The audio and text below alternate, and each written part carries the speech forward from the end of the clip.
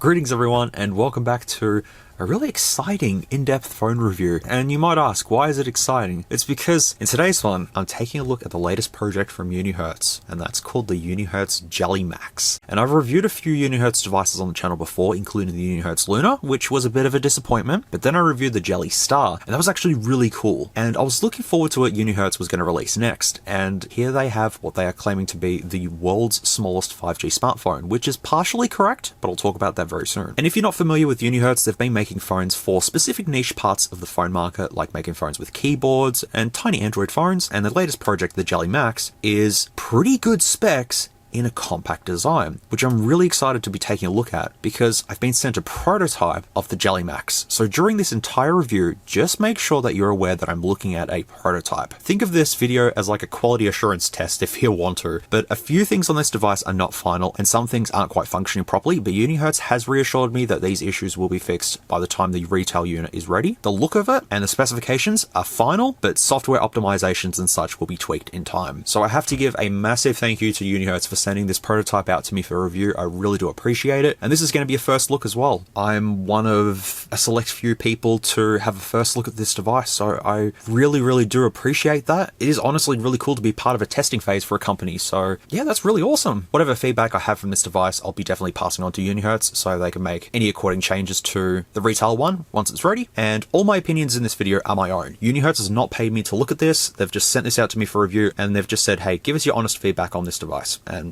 that is what I'm here to do. If you're interested in the Jelly Max, then you'll have to go to their official Kickstarter page, which started on July 16th. So you will have to back that if you want one of these. The link's not an affiliate link or anything like that. I won't earn anything if you click it or anything like that because it's just a Kickstarter link. And since it's on Kickstarter and the campaign's just started, there's no retail price at the moment, but I'll talk about that very soon. One last disclaimer before I jump into this really long video. There's included timestamps in the description as well as the pinned comment so you can skip to wherever you need to be. If you'd like to go straight to benchmarks, gaming, or anything like that, those timestamps are there for you so you can jump to wherever you need to be, because I don't expect everyone to sit here for an hour and watch this video unfold. Alright, so the Unihertz Jelly Max is on Kickstarter right now, as I just mentioned, and has already raised almost 3 times their goal, which is amazing to see. They have a bunch of tiers to back this, but I actually don't know the retail price of this device. Accordingly, it should be around $250 US, but that's just an estimate at this point in time. When I get any more details, I can always put it in my pinned comment to reflect the final retail price. But if we go by the tiers, it's at $259 US, but that's just for the backing part. And the Jelly Max claims to be the smallest 5G smartphone, and this is partially true. In terms of an Android phone, it is definitely the smallest Android 5G smartphone, but the iPhone 12 and 13 mini are actually smaller than this in terms of thickness, which I'll show you a bit later on. And they do have at the top of the Kickstarter page the smallest 5G smartphone with a question mark. So maybe they should add the smallest Android 5G smartphone just to not cause any confusion there. So let me go ahead and tell you the full specifications of the Unihertz Jelly Max so you'll get a good idea of what's inside this pocket rocket. So we have one color choice for this, and it's black, but it's actually a transparent design, so you can see inside the phone. You can see a mock-up under the transparent casing of like a PCB design. The front of this phone is glass and is protected by Panda Glass. I'm not sure which specification or version, it's just Panda Glass. The back of the phone is entirely plastic with that transparent design. We also have 2 LEDs that shine through the back of the case, which they're not really too exciting. I'll show you that later on. No IP rating on this, but that's to be expected, I suppose. Now, the dimensions of the device are 128.7mm by 62.7mm by 16.3mm, which I can say it is a compact phone,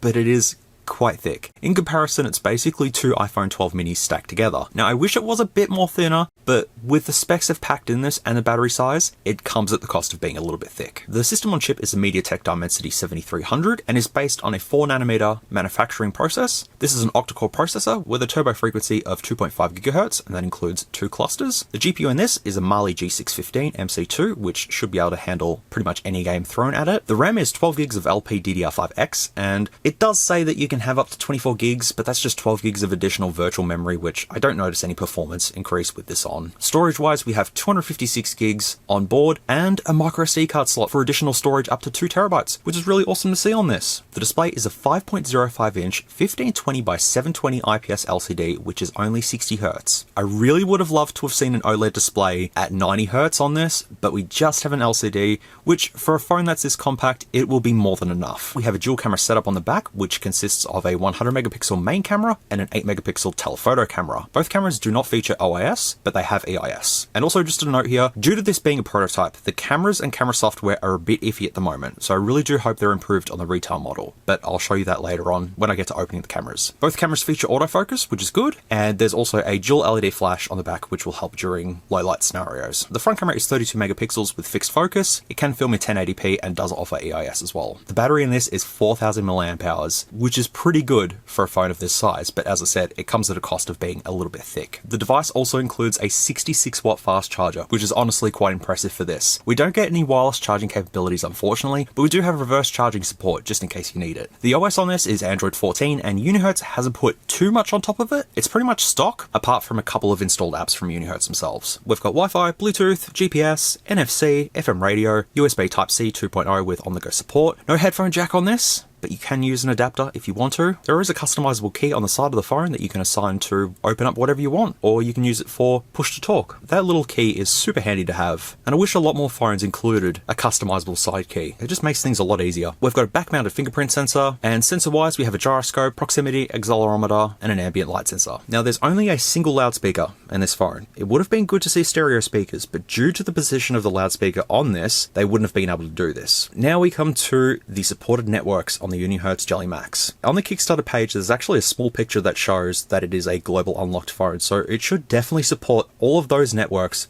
and possibly more. We have 2G, 3G, 4G, and 5G. You can also have dual SIMs in this, which will both run at 5G, which is also really cool to see. And as for what's included in the box, once again, I've got a prototype, so I only got the phone itself, the 66 watt fast charger, and a Type-C USB cable. And that's all of the specs for the Jelly Max. Now, I will say at this point in time, the CMF phone from nothing is available for $200 US, and has almost the same specs as this, but it's also massive. The Jelly Max is compact and made for one-hand usage, so that's why this phone has a particular space in the market, because compact Android phones are just very few and far between now. Let's go ahead and jump to the unboxing. So this is the first bit of footage that I'm filming for the review on the Unihertz Jelly Max. I have not seen any proper photos of it, except for just the front of it and a tiny little bit of the back. So this is going to be my first genuine impressions of this device. During the intro, this is a prototype, and I'll definitely take that into consideration, but I'm just super excited to have a look at this thing. So here we go. Fairly small box, but it's quite hefty though. I have no idea what the retail packaging looks like, nothing. I'm literally going into this completely blind. Here we have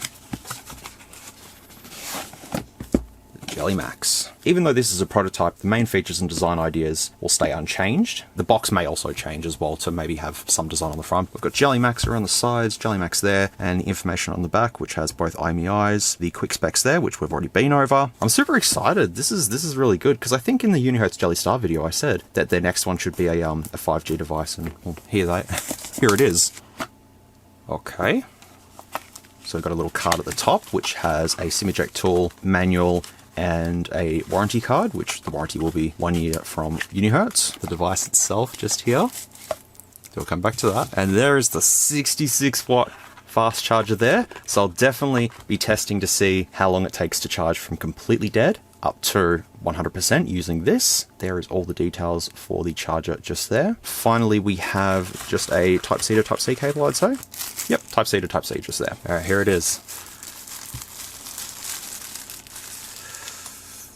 Oh, that's a thick fella. Oh wow, I wasn't expecting it to be that thick. I mean, I have the dimensions in front of me, but I just didn't realize how thick it was though. So we've got the 5.05 inch display there, which is 720p. We've got the 32 megapixel hole punch camera just at the top there, little earpiece. There should be some sensors tucked in there. We've also got a pre-applied screen protector, which is good. At the sides, we've got volume keys and the SIM card tray. At the bottom, we've got 2 screws, which hold the back casing down, so that should be easy for repair. Type-C USB port, hole for a microphone, and on the other side, we do have the power button and the customizable key there as well. Also at the top, we've got an infrared port and another hole for a microphone, so we've got 2 microphones on here. Then on the back, we have the 100 megapixel camera just there with the 8 megapixel telephoto, which I'm quite happy to see on here. And I believe our speaker is just there as well. And we also have the LED there, which looks like it's a quad LED flash, but I'm not too sure. Rear-mounted fingerprint sensor. Just taking this sticker off will show us what the back looks like. We do have the NFC coil just there and a PCB-inspired design on the back. It doesn't serve any other functionality apart from just being the NFC pad. It's just for decoration. We also have the Unihertz branding there, but it looks like it's pretty much the Unihertz Jelly Star, just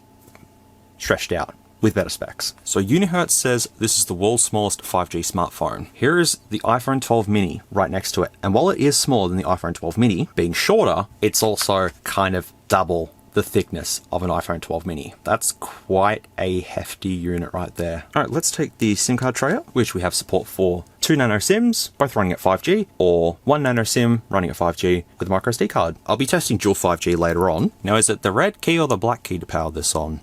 I'm just going to try the red one first. No, that's a customizable key. Okay, it's this one. There it is. Unihertz, powered by Android. Yes, you are, buddy. Oh, some little flicker there. Oh, yeah, yep. Boop, boop, boop.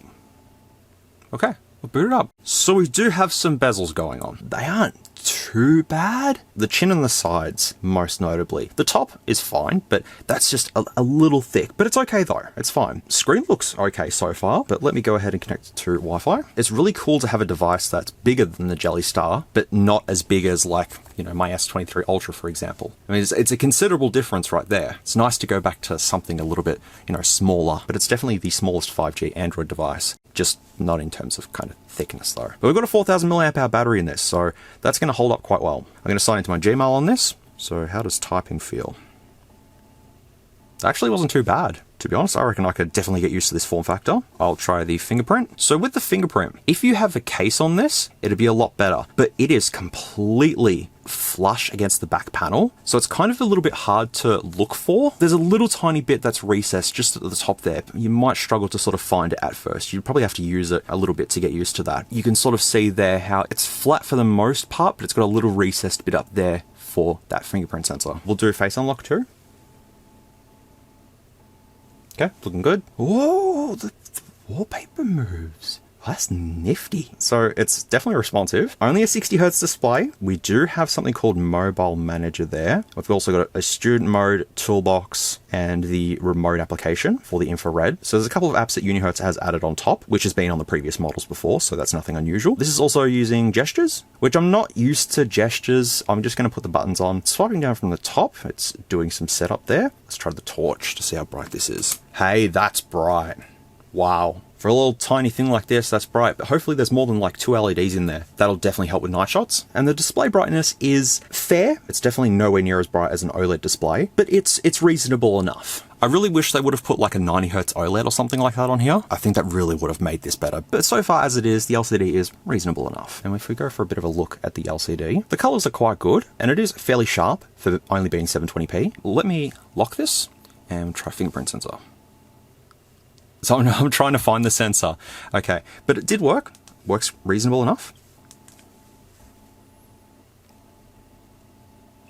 Okay, it seems to be a little bit iffy, but that's probably because I'm not knowing where it is. There's just not enough of an indent there to really know where it is. Hopefully the retail one comes with a case, which will help trying to find where the sensor is. And as for face unlock, nice and fast. I'll do that again.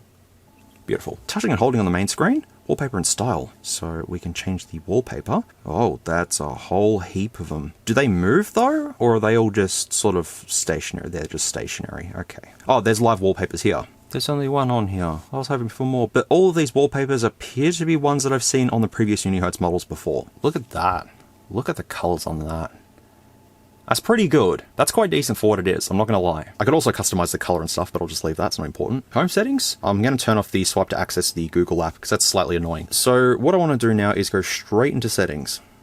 Go through this, and it's snappy. It's super snappy. I mean, it should be, considering the specs. And as shown on the Kickstarter page, one-handed usage is completely fine on this. I don't have the biggest hands in the world, but you can easily just do whatever you need to do. The Jelly Star was just way too small, whereas this is just perfect for one-handed usage, so I'm really happy with that. So my device, check for a system update. I don't think there'll be anything at this point in time, but I assume that some should roll out once this starts becoming available. So yep, that's all good there. So all of the specs displayed there, the storage, the resolution, screen size, battery capacity, the running memory being the 12 plus 12 gig, which I may as well put that on just for the sake of it. Once again, the whole virtual memory thing is really just a gimmick. I still haven't found any performance boosts with having it on. I've also found another issue. We have a density 7300 in here. Not a dimensity. Unihertz will have to fix that one. I'm probably not going to be the first one that's going to point that out. Once again, it's a prototype, so some things aren't quite final. I'm trying to look for the Android Easter egg, but it's not in here.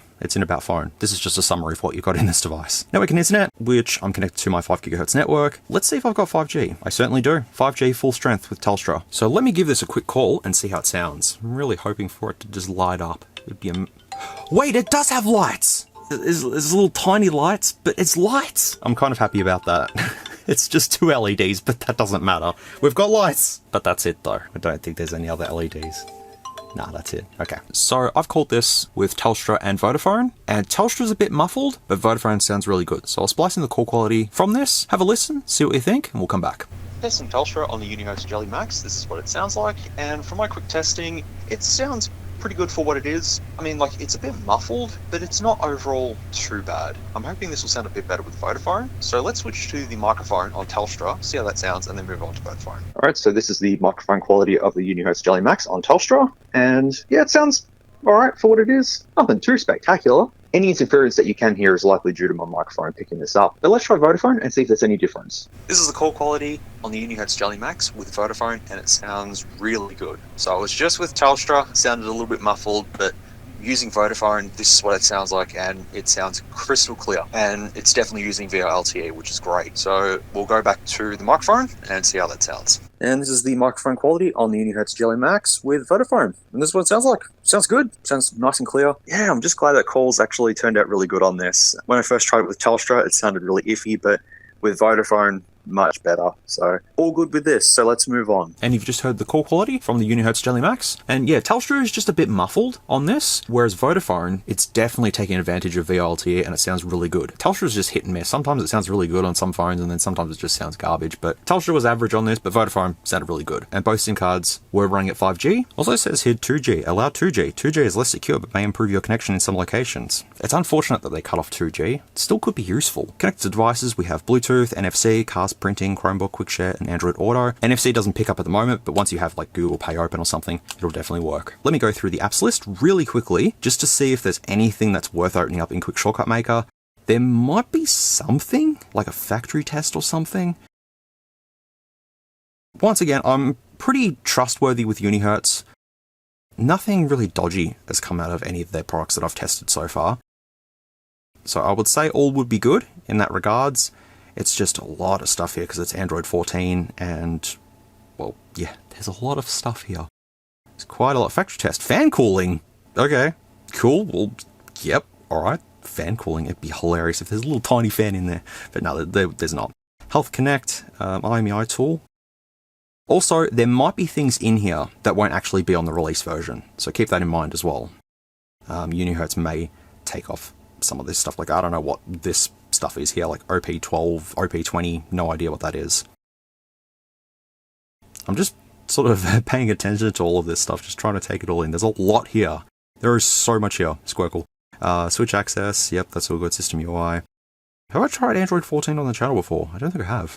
I might have done, but I just don't remember. Yeah, that's the list. Wow, there's a lot. I will open up Quick Shortcut Maker and see what I can do, but otherwise, let's keep moving on. Intelligent Assistance, the status bar cannot be pulled down on the lock screen. Guess we'll leave that. Memory extension, we've already been over. Call recorder, if you need to use that for some reason. The LED notifications though, you can switch it from blue to red to green. So RGB. Let's quickly see what it looks like. That's the LEDs. Not too impressive. They're lights at least, which is good. Really, they don't serve much of a purpose. Unless you've got your phone down like flat, then you'll see them. But otherwise, you're not going to see them if your phone's like on the side or something like that. So I wish they would have followed what they did with the Jelly Star and just included like a whole bunch of lights. But the LEDs will eat up battery life. And it is a gimmick to some, but I would have liked to see them. Considering the thickness of this, it would have been cool to just have 2 strips of LEDs there. Just saying. Shortcut settings, we've got options to set that customizable key as a push to talk button, which then you choose the push to talk app to set that up. I go to programmable key and then go to symbol key, but then I can't set anything else. And then I go to media key and I can't set anything else. Does that mean I just come straight to here and then just press it?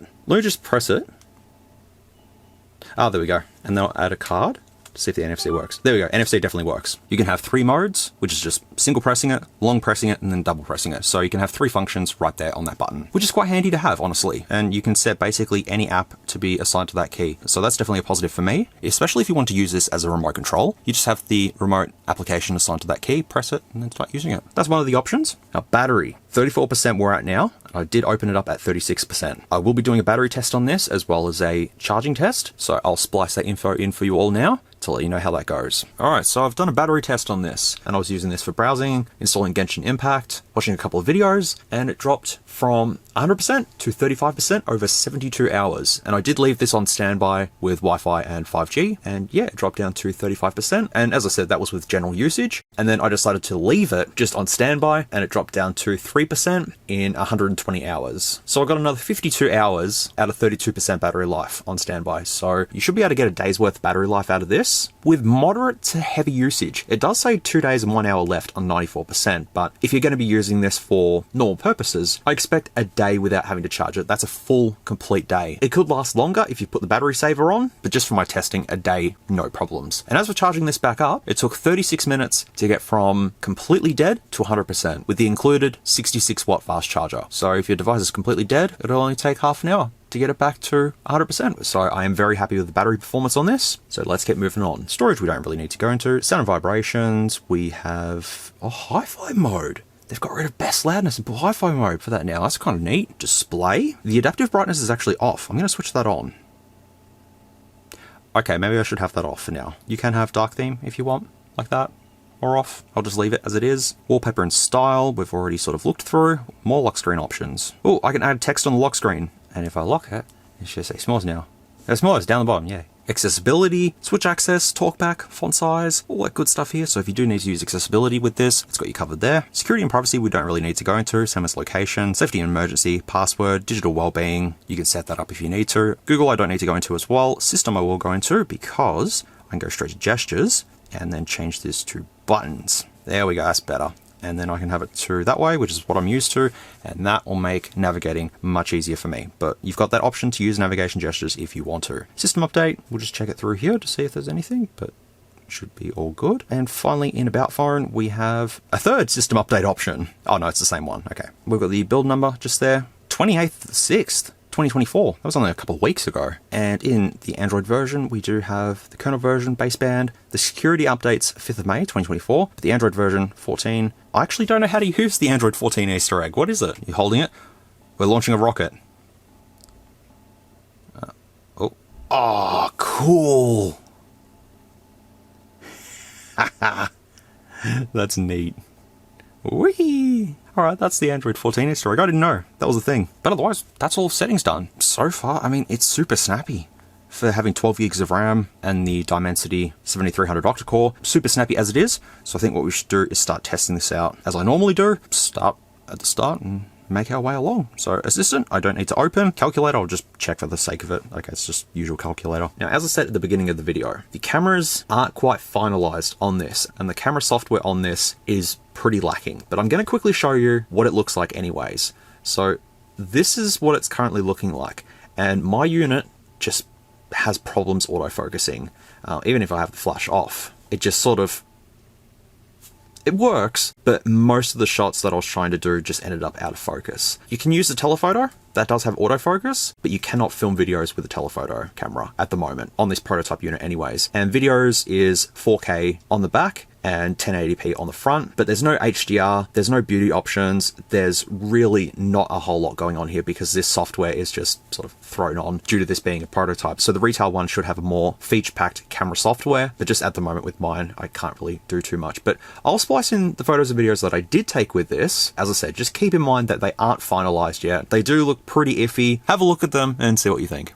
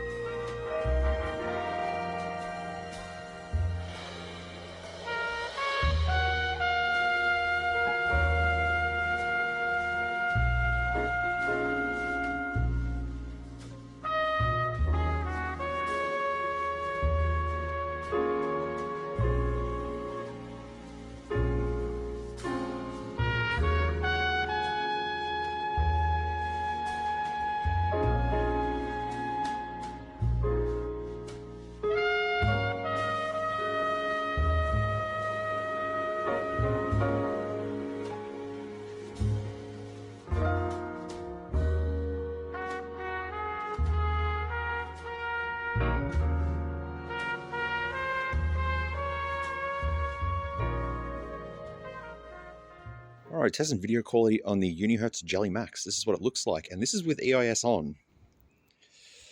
Doesn't quite have EIS, and it looks really, like, it's too sharp, and it's really laggy on screen as well. The detail is kind of there, but the autofocus straight away is the killer for me. If I manual focus though, not even that, it's kind of a bit iffy. I can't do actual telephoto video at the moment, and I just got a notification for some reason. So let's zoom in. Oh, I can do telephoto here. No? Is that telephoto? No, it's not telephoto. That's just the main camera with a 10 times digital zoom. And that's what that looks like. Come on, autofocus. No, it doesn't. Oh, there we go. There we go. I really hope Unihertz can fix these cameras. Hi! Wee! Look at you, you big loaf.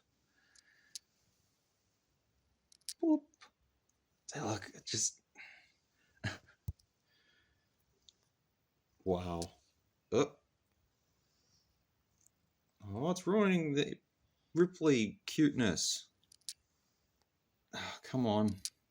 Alright, so this is with the LED flash on with the Unihertz Jelly Max, and once again, it doesn't look the best, but hopefully they can improve this when it comes to the retail unit, and autofocus is just really iffy. EIS is on though, which is good, and the torch is really bright. The LED is really, really bright on this. You can see how grainy it is, and just all sort of the artifacts and stuff, and yeah, I've already done the daytime shots and they're just super laggy, but Unihertz has reassured me that they're going to fix them, so we'll see when they do that. But can't do telephoto video, it's just only for photos, and yeah, that's what that's looking like. Testing the front camera quality of the Unihertz Jelly Max, and it's stabilized because I've got EIS on, so that's good, kind of. It's warping the image a little bit. There's no HDR on the front camera. It's definitely got some beauty mode on just automatically. Can't switch it off because that's what everything sort of looks like. But I mean, there's a burb. Otherwise, it's looking fairly average at this point in time. There's a beauty filter, 100%. That's on by default. Anyways, I'll keep continuing on. And there you go, you've just seen all of the photos and videos that I did take with this, and what I can say is I hope Unihertz can improve them. Maybe it's just my unit that has focusing issues, but I did ask Unihertz and I told them that the camera performance is really poor at the moment, and they have reassured me that they will fix it, so fingers crossed that they do. The 100 megapixel sensor in this should be more than capable, it's just maybe the configuration is just wrong at the moment. And the front camera just has a beauty mode always on, which is weird, so hopefully you get more options for that. I did install open camera just for the fun of it, just to see if I could get better camera performance, but it's looking pretty much the same focus issues, can't really do much there, but at least I tried. But I'll be waiting for Unihertz to release the retail version, and then I'll look at some reviews and see if they have fixed it. So yeah, there you go, that's the camera on this. I think I've talked about it way too long, so let's continue on, because next up we have Chrome, which I have been using this, and I've had no issues. With the specs of this being 12 gigs of RAM and the MediaTek Dimensity 7300, you're not going to have any issues with browsing, social media, checking the web, whatever you need to do. It'll be fine. But I really don't need to demonstrate much more with browsing. It works fine, it's super snappy, so it's all good there. Clock, contacts, device info hardware, I will come back to. Drive, files, FM radio, we can check. Do I need earphones? No, I don't. What's on Australian radio on a Thursday night? Not a whole lot. Yeah, I'm getting no reception in here whatsoever. No, nothing with the FM radio. I'm not sure why that's not working. Hopefully that'll be fixed in the retail build. Geekbench and Genshin we'll come back to. Gmail, Google TV, Keep Notes. Maps, once again, I've done another GPS test outside. I just walked around, it found my location quickly. And once again, with the specifications in this, you can use this as a GPS and it won't lag. It'll be nice and snappy, so no problems there. Meet and messages we don't need to open, but Mobile Manager, this I would have rathered not be on this device because this app is sort of bloatware to me. You do have like app blocker and app lock and stuff, so you can lock apps for private data and stuff like that. But for me, I would just rather not have this at all and just use the standard Android functions to clear memory and stuff. But it's here if you want to use it, because you can do battery saver, which just takes you straight into battery saver anyways. NFC card reader, we've already tested that. Open camera, phone photos, Play Store, I don't need to go into because I've already installed everything. Remote, which I have tried and does work perfectly fine. I don't need to show you a video of it working. I just opened the app up, selected LG, pointed at my LG TV, and it worked no problems. So that's all good. Safety, settings, sound recorder, what does that look like? Oh, they've changed it. It's not looking like the one from Android 4. we've actually got a decent sound recorder now, but you've already heard the microphone quality, so I don't need to talk about that. Student mode, basically just lock this down so it can only be used for certain applications for a student. Toolbox has a bunch of different functions in here. The noise test.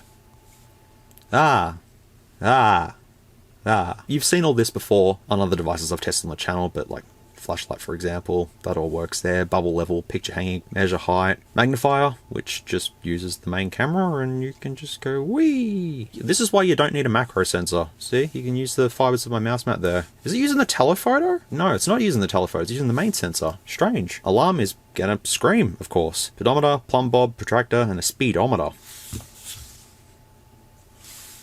Oh, that didn't pick up.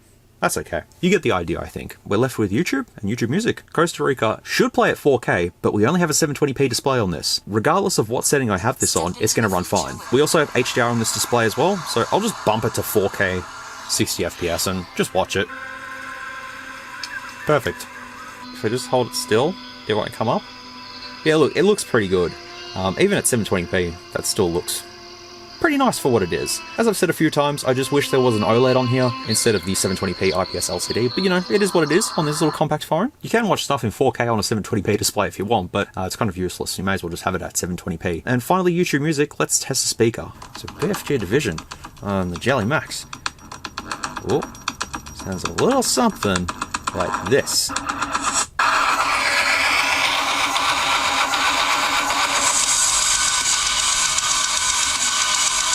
That's pretty good.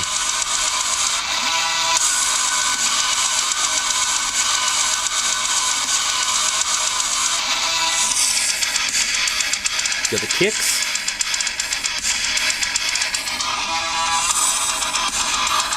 It's not the loudest, but it's got some punch to it. So I'm happy with that speaker. Unihertz did miss an opportunity to have the loudspeaker down the bottom there and then have stereo speakers. That would have been cool, but due to the way that this is designed, they probably didn't have the space for the loudspeaker there. That's why it's up the top there. I don't know how that happened, but okay, that scared me. I'll just try the terrible song that I made just to see what it sounds like.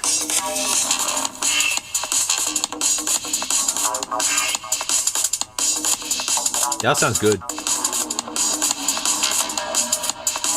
The bass is there. Punch. Not bad. I'm happy with that. So speaker quality gets a pass from me. And also with MediaTek's hi-fi mode as well, it makes it sound more punchier. Everything's looking good on this. The only major concern that I have at the moment is the cameras. Once again, just fingers crossed that they do fix them. I also told Unihertz about the spelling mistake in About Device that says density. So they said they'll fix that. So what I think we should do is push this a little bit further and start doing the benchmarks and all that sort of stuff. When I was installing apps off my SD card, I couldn't install CPU System Info and Quick Shortcut Maker. They just came back with errors saying that they couldn't be installed. So I've installed Activity Launcher instead, and CPU System Info, well, I couldn't install, so I'm just left with DeviceInfoHW. So I think what we'll do is go to Activity Launcher just to see if there's anything worth opening up. So we've got the aging test here, which is just going to be testing the various functions of the device. Activity Launcher is basically a quick shortcut maker. I can use this if I want to on other devices. Devices property?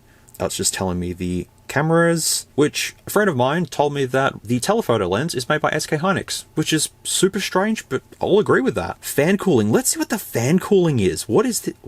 But I really would have loved if there was a little fan in there. There's not though. But that's so weird why they've left fan cooling. Has Unihertz made a phone with a fan in it? I don't think they have, but if they have, then you've left it on here. LED notification? Is that what we've already tested? Yep, that's already what we've tested. Memory tester? It's a RAM tester. Yep, there you go. You can test the RAM if you need to. Nothing of concern in here. Everything's all good. I trust Unihertz. They're not going to put anything dodgy on here. It's just fan cooling. Why is fan cooling here? I have no idea, but just go along with it. I'll ask Unihertz about the fan cooling just to see what they say. It might be just a leftover or something. All right, DeviceInfoHW, which we can confirm all the specifications here, including the display, the processor, the 12 gigs of RAM, and all that good stuff here. So there's the Dimensity 7300 with 2 clusters, and it's TSMC, which up until recently, I had no idea that TSMC manufactured some MediaTek chips. Had no idea. The system is all good there. Screen 1520 by 720 with HDR, and I can go to the screen test and it should be 10-point multi-touch. Yep, 10-point multi-touch. Memory all confirmed there. Cameras does state the 100 megapixels and 32 megapixels, but doesn't say the 8 megapixel telephoto, but it's definitely listed there, so there's no problems with that. Battery, 4000 milliamp hours, and yeah, I've only charged it up once, which is the first to see a cycle count on an Android device. Usually I don't see that, so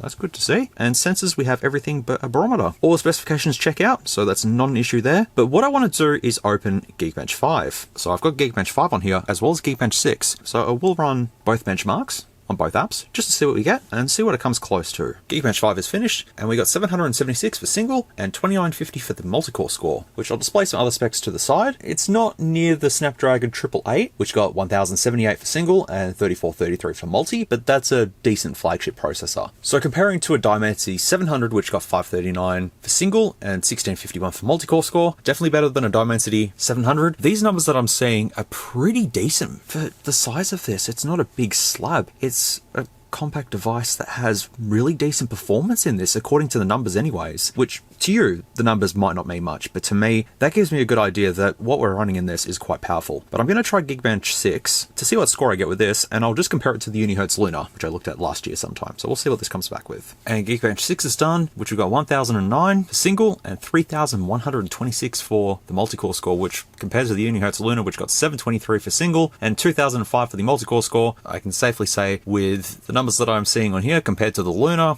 it definitely beats the Luna any day of the week. Once again, these are just numbers at the end of the day, but that gives me a really good idea on performance with this. Which, next up is gaming. I have tested Genshin Impact on this and was playing it for a bit, and I'm happy to say that it runs great on this. This is what it looks like on 720p with everything bumped up to the absolute maximum. And I've tested Genshin Impact on a number of devices before, and basically the flagship stuff is where the game runs pretty smooth. Otherwise I have to bump it down to low to make it run reasonable, but this is all at the absolute highest settings. I'll double check to make sure it is all set to high. And now if I play that, look at this. Beautiful. And it looks really good. And the benefit of having a 720p display is that games will run at 720p, and you should be able to get a lot more performance out of this than you would with something that's going to be running at 1080p or something. So yeah, I've played this and was battling a bunch of enemies, which I have no idea where I've got myself to. It runs great and it looks great as well. Look at this. It's just amazing to finally have a decent MediaTek CPU. I've been used to just testing junk MediaTek CPUs on the channel, and now that I've finally got something that's decent enough, it's like, whoa, where has it been all this time? You'll have no problems with gaming on this. Once again, I was thinking of Alien Isolation to put on this, but because I've tested Genshin Impact on so many other devices before, this just gives me a rough idea that with everything bumped up to max, it looks good. I think you get a good idea with Genshin on this. You can definitely play the whole of Genshin Impact on this if you wanted to, on this 5-inch device. It's really cool. It's no Asus Zenfone or anything like that that has a Snapdragon in it. It's a compact phone with a reasonably good MediaTek processor in it. We've got 5G, 12 gigs of RAM, 4000 mAh battery, and Android 14. That's pretty good for this. I'm pretty much going to jump straight into a conclusion now because I've tested everything on this device that I've needed to. What Unihertz have done is really awesome with this. I really am liking the design of this. While it's a bit thick, I can get past that because it's still a one-handed device, and the performance of this is where it really shines. When using this, it's just super snappy. Anything you open on this, it's instant. So I'm really happy with that. Since I'm reviewing a prototype, obviously the cameras are a bit iffy, and while they didn't impress me on this unit, I'm hoping that the retail build fixes those issues and refines them to make them a lot better than what they are in this. And also I'm hoping that with the retail unit, that Unihertz can push out some security updates with this, because that's something that I have noticed with previous Unihertz products, is that the security patches are very few and far between. I think I got one on the Jelly Star, but I don't remember. Here's hoping that they do push out some security updates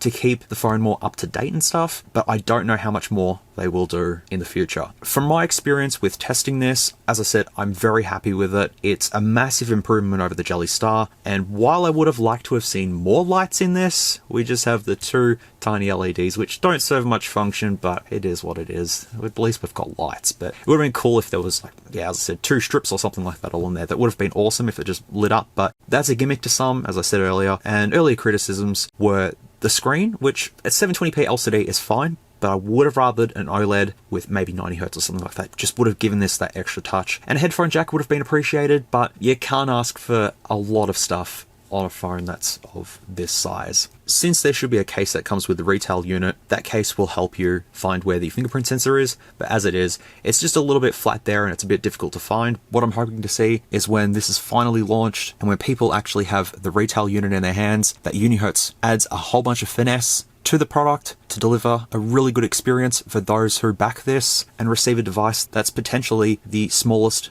5G Android device available. I don't think you can find an Android device smaller than this with 5G. That's my take on the Unihertz Jelly Max. I've enjoyed looking at this. I'm not going to lie, I have enjoyed it. And it's really cool to just have a one-handed device instead of just slab and all that sort of stuff. We've now got something that's just nice and compact compared to a Pixel 6 Pro, for example. Yeah, it's thicker than a 6 Pro, but what specs they've put in this is just really amazing. Well, that is pretty much my in-depth look at the Unihertz Jelly Max. But we're not finished yet because I do want to take this apart to see how they've managed to cram everything into this device. Problem is though, I don't know how to take this apart. I know there's 2 screws there and that's about it. So we're just going to be guessing. So I've got 2 T4 screws holding on the case or the screen. I'm not actually too sure if it's the screen or the case that comes off first. I think it's the screen, so I better be very careful. The outer casing comes off first.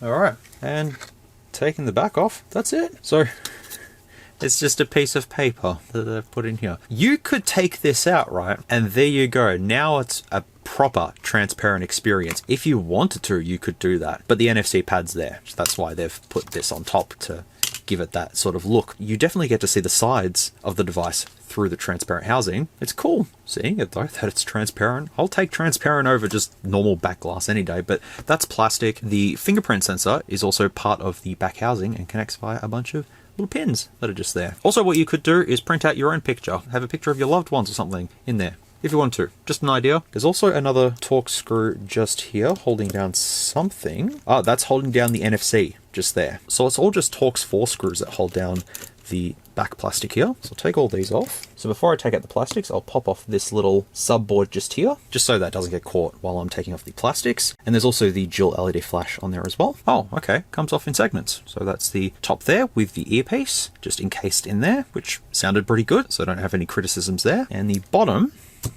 just comes off like so. So there's not much to look at just there, but we can see the battery, which is what takes up most of the space in this, is the 4000 mAh battery. There's 2 LEDs just there on either side, and it doesn't look like there's any pull tabs for the battery. The battery connector is just here. So I'll just see if I can pry up the battery.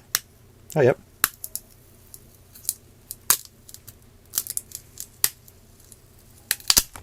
There we go.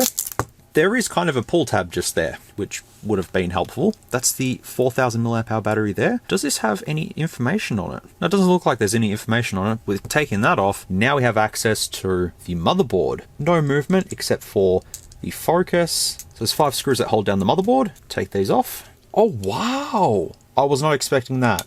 Okay, that's cool. Get ready for this, folks. This is really interesting. Ready? There's a heatsink in here. I was not expecting that. That is absolutely amazing. Fair enough, this did get toasty in some scenarios, okay? That is a huge vapor chamber that's there, and it looks like it even goes past just the heat pipe. It goes further. That's absolutely awesome to see. Good on you, Unihertz, for implementing that. That is amazing. Unfortunately, the Type-C port is soldered onto the motherboard, so if that does stuff up later down the track, you'll have to get one resoldered back onto the board. And the coin-style vibration motor is actually screwed down to the metal frame. Tiny little earpiece at the top, which performed fair for what it is, and also the buttons are just connected via little pins on the motherboard there. The 32 megapixel front camera is just there. That was actually quite an easy teardown. That's a surprise right there. Even though I probably would have been able to see the heatsink and promotional material, it was just better for me finding it out myself. And also, before I put it back together, just having a look at the cameras there. There's a beefy camera just there, but it just needs a little bit more of a touch-up to be completely final. If Unihertz decides to use my video for their promotional material, they'll have to include holy moly, oh wow, oh my god for me looking at the heatsink, because it's seriously cool. Here I was thinking there was going to be just you know, some thermal paste or something like that in there. Nah, just the whole heat pipe. Well, it's all back together and everything all still works on this. Now it's back together. There you go, folks. That is the complete in-depth first look at the Unihertz Jelly Max. I will be relaying all information back to Unihertz themselves to let them know my experience with it. All up for this. I'm really happy with how this performed. So a massive thank you to Unihertz for sending this out to me for review. I really do appreciate it, and I hope I've given an honest look at this device. I was impressed with the Jelly Star, and now I'm impressed with the Jelly Max. So well done to them for making a product like this, but I'm really hoping they can push some software updates for the retail one to just keep it going for more than just a year sort of thing. It'll still be perfectly usable after 2 years or something like that. I'm just saying security patch wise. Massive thank you to them. Really do appreciate it. And if you want to check out the Kickstarter page, links in the description below. It's not an affiliate link or anything like that. If you want to just Google it, you can, but if you want to just check it out in the description to just see what's going on, you absolutely can. And if you've made it to the end of this one, thank you so much as well. If you had to use timestamps though to skip along, that's completely understandable. That's why they're there. I hope I've been able to cover everything in this review. If I've missed anything or if you have any questions, feel free to let me know, and I'll also update my pinned comment with whatever Unihertz lets me know from the issues that I faced with this. And then once the retail one comes out, then I can also see what other reviewers have to say about it, and